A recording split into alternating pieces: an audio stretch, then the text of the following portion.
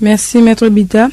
Vous êtes sur Radio Veritas, la radio catholique de l'archidiocèse de Douala, et nous recevons Maître Bida et Dr Geratsi Mauricio. Nous sommes là aujourd'hui pour parler des Journées internationales de la paix.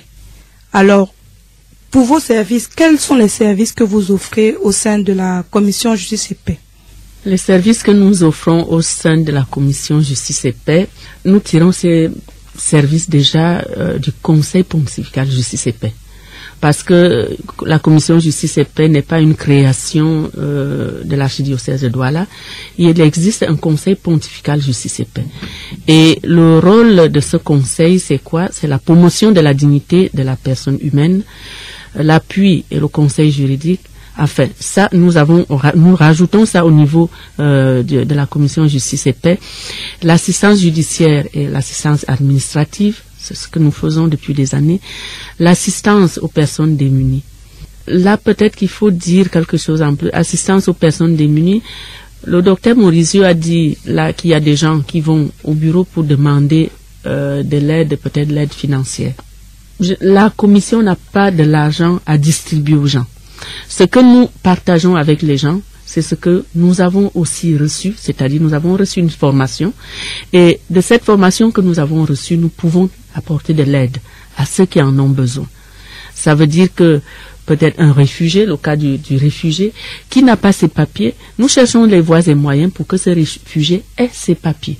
S'il est entré dans des conditions dans lesquelles il est entré, pourvu qu'il nous donne les documents. Si nous avons des documents, nous pouvons aller vers les autorités compétentes pour que le réfugié puisse être en situation régulière au Cameroun.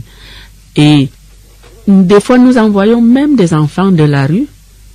Ça, c'est des cas qui sont arrivés il y a quelques années dans des écoles de formation. Nous avons personnellement envoyé des enfants chez la sœur Marie Romy pour la formation, les enlevant de la rue pour qu'ils aient une formation.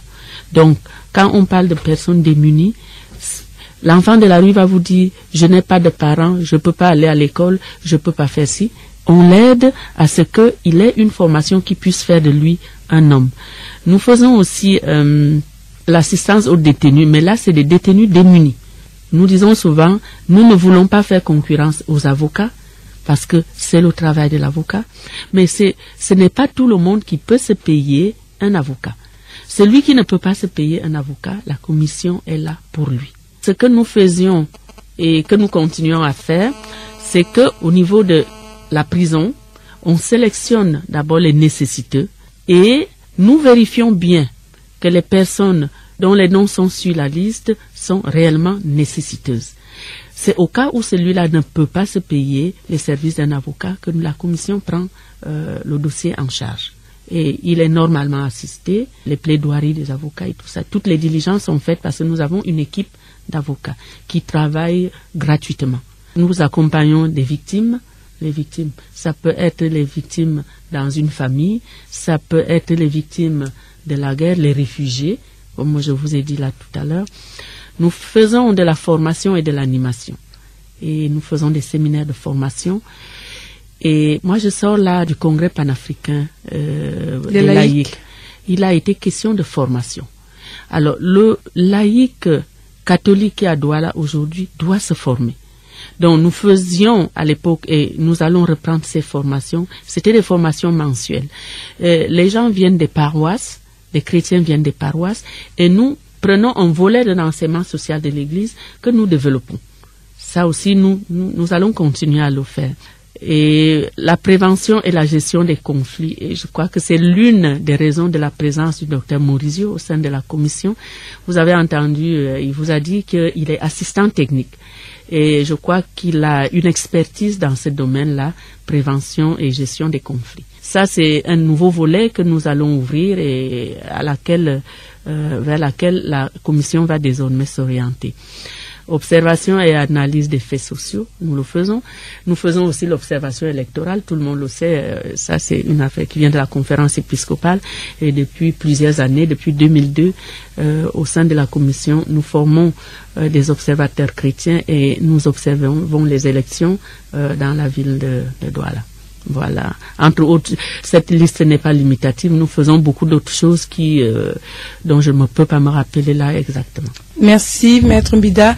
Et je vais me tourner vers le docteur Maurizio pour qu'il nous parle un peu de la prévention des conflits, parce que nous ne sommes pas concernés par la gestion des conflits.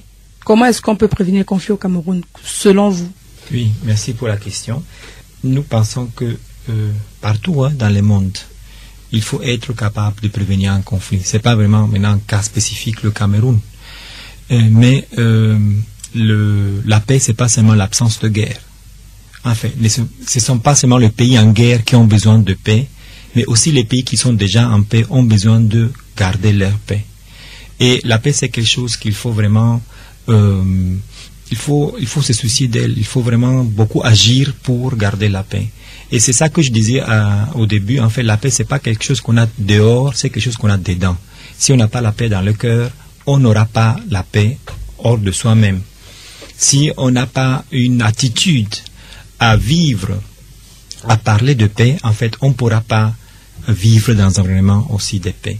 Et c'est là que le travail de la commission, enfin, le nouveau volet dont Maître venait de parler. Nous avons ici dans la ville de Douala beaucoup de difficultés que les gens rencontrent et qui ne leur permettent pas de penser à la paix. De difficultés d'ordre, comment je peux l'appeler, d'ordre infrastructure qui manque par exemple. Matériel, si on n'a pas d'eau, d'électricité, c'est aussi un problème matériel qu'on a. Et un problème d'école, n'est-ce pas? Un parent qui n'arrive pas à envoyer les enfants à l'école a un souci dans son cœur. Il n'a pas le cœur en paix. Et tout ça, en fait, dans tout ce problème-là, la commission veut aussi appuyer les gens et aura une fonction de collecte de données, si vous voulez. À travers les comités paroissiaux, on va collecter les données dans les différents quartiers et permettre en fait de comprendre quelle est la situation actuelle dans la ville de Douala, quels sont les problèmes qui sont là, et en connaissant les causes, en connaissant le problème, on pourra aussi donner un avis comment résoudre le problème qui est là. Merci docteur Maurizio. Maintenant, nous allons marquer une pause avant de faire le dernier tour de table. Dans le cadre de Justice et Paix, Maître Mbida et Dr Maurizio Guerazzi pour fête de la Journée internationale de la paix qui vont célébrer du 20 au 21 septembre. Ils vont sillonner les artères de la ville de Douala. Et nous allons poser une dernière question. Quels sont vos collaborateurs pour cette œuvre? Est-ce que vous serez les seuls acteurs de cette journée? Ici à Douala, nous ne serons pas seuls. Je venais de dire tout à l'heure que la commission est membre d'un réseau, le réseau Service Civil pour la Paix. Et ici dans la ville de Douala, nous allons travailler avec le département de l'Union des femmes chrétiennes de l'Église évangélique du Cameroun. Les actions qu'on va mener sont les mêmes en fait. Ce que je viens d'expliquer avant, on va sillonner les routes de Douala. Chacun aura son groupe. Enfin, nos groupes auront le logo de notre commission et ils auront le logo de leur église. Mais on va distribuer les mêmes formulaires, les mêmes messages de la paix, et les mêmes questionnaires, je voulais dire. Et on va exploiter ensemble les données. Merci, docteur Maurizio. Je vais me tourner vers Maître Mbida pour qu'elle nous dise ce qu'elle attend des commissions au sein des paroisses. Qu'est-ce qu'elles attendent? Quel est le message qu'elle envoie aux commissions au sein des paroisses? Le message que j'envoie, je voudrais d'abord que les commissions soient actives, se joignent à nous pour la réalisation de cette journée internationale de la paix. Les membres des commissions des paroisses ne doivent pas rester en retrait pour subir cette journée. Ils doivent venir vers nous pour que ensemble nous puissions les 20 et 21 septembre accueillir le peuple de Dieu qui va venir vers nous pour que nous puissions leur transmettre ce message de la paix. Donc c'est aussi leur affaire. Tous ceux qui sont dans Justice et Paix, qui sont dans les paroisses, doivent venir vers nous.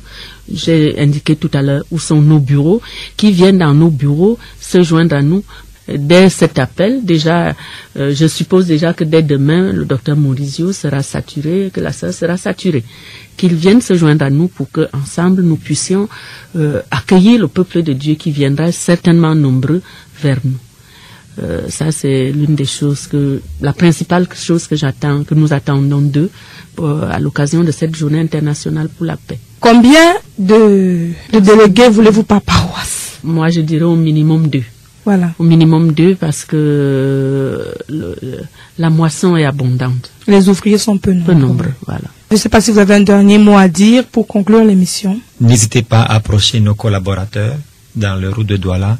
N'hésitez pas à prendre un peu de temps pour réfléchir sur la paix. Nous tous en avons besoin, même si vous êtes pressés, même si vous avez beaucoup de choses à faire ces 2 jours, le jeudi et le vendredi. Prenez 10 minutes, 15 minutes pour parler avec nos collaborateurs ou pour passer chez nous au bureau à Aqua. La paix, c'est quelque chose qui nous concerne tous et ça ne sera pas du temps gâché. Vraiment, je vous en prie, passez chez nous et rencontrez nos collaborateurs dans la ville. Pourquoi on s'active autour de la Journée internationale de la paix? Parce que nous voulons que la paix fasse partie intégrante de notre vie. Les guerres naissent facilement, mais c'est pas facile d'implanter la paix. Alors si chacun de nous parle paix, la paix finira par s'installer dans notre pays et pourquoi pas dans le monde. Faites, Seigneur, qu'il n'y ait plus d'enfants mal nourris, sans éducation, sans instruction, qu'il n'y ait plus de jeunes sans la formation nécessaire. Faites, Seigneur, qu'il n'y ait plus de paysans sans terre pour vivre et se développer dignement. Qu'il n'y ait plus de travailleurs maltraités ni lésés dans leurs droits.